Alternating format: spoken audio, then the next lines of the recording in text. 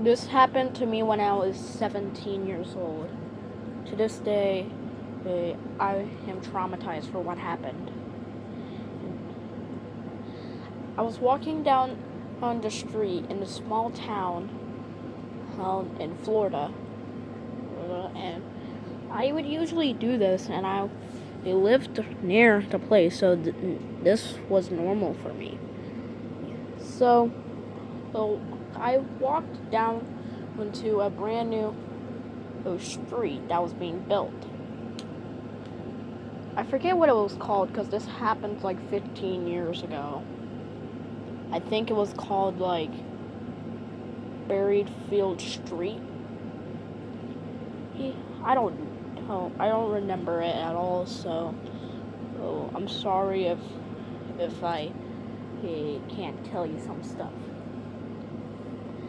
Then I met this man, and who looked it really strong. He looked it like he was about 40 years old. I had my younger brother with me who was about 7 years old, and we would always do this when he had good days at school. He said that he needed to check on his car and he didn't know how to fix it, and he asked if both of us could help us. And he said that he was friends with my mom. The first red flag was that my mom lived around 2 hours away from us. The second red flag is how the hell was his car even broken? Even that, why we didn't know anything about cars, and we couldn't even fix it. So he could have easily asked about this to construction workers, because they weren't far from it.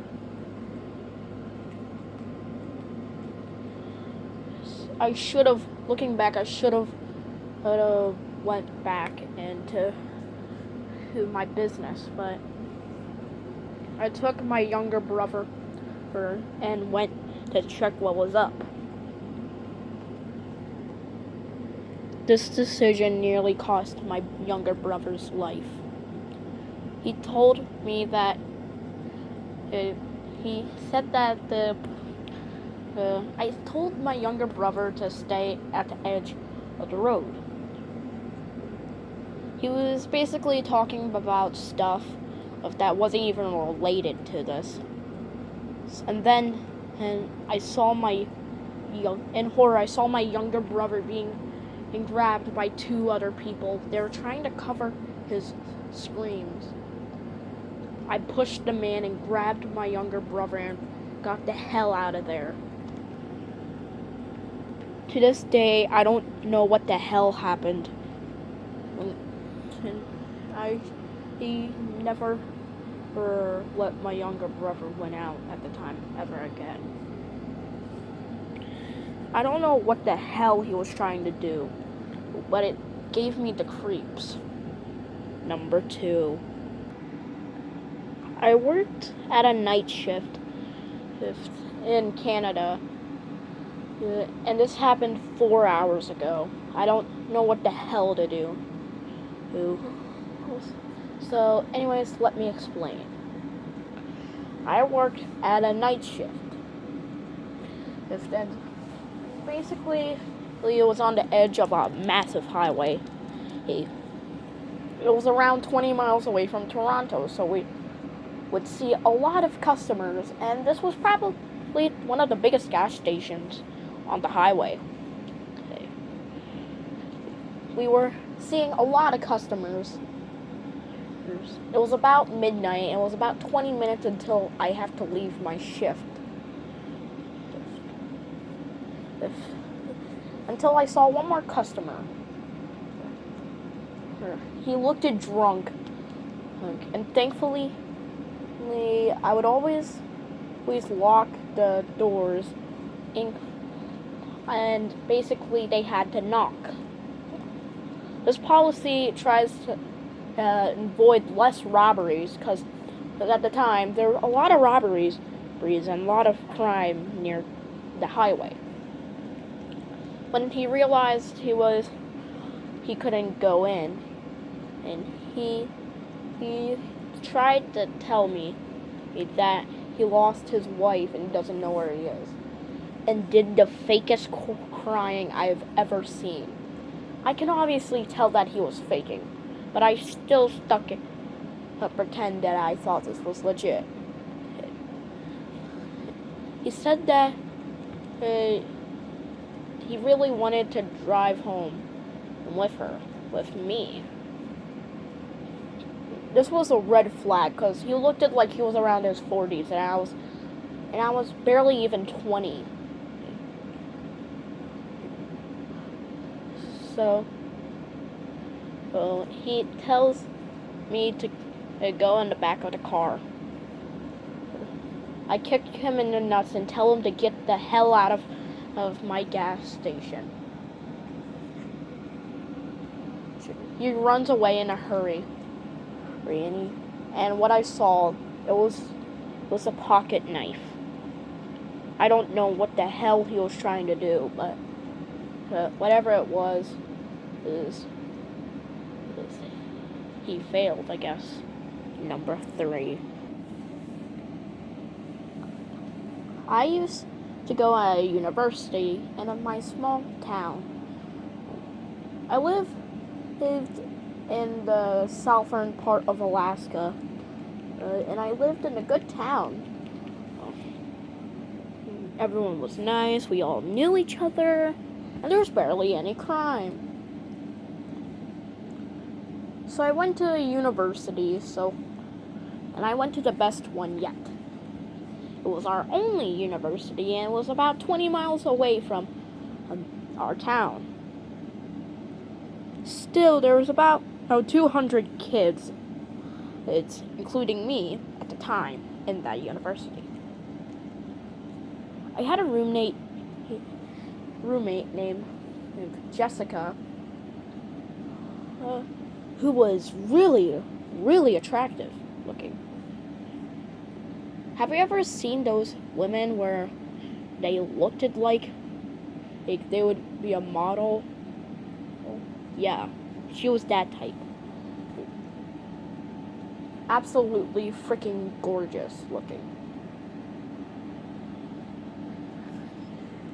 And she had a nice American accent too. So she said that I looked nice. So I went. The first 2 months with her was really nice. But then things were starting to get a little creepy. She added a teddy bear in my bedroom, just to say was her teddy bear, and she said that she wanted me to have it. I felt really creeped out by it. There was just something off about it that made me really weird. One night, I was sleeping, and I woke up at around 2 in the morning, and I saw Jessica stripped naked in my bedroom. She said that she wanted me to marry her, and said like, "Hey, come here, her daddy." I was creeped the hell out and got out of there. I drove all the way back to my house and told everything to my mom. I called the police, and they were writing on the wall saying, "You abandoned me." The next night, I was told by my parents that the police were talking to her about, apparently I raped her.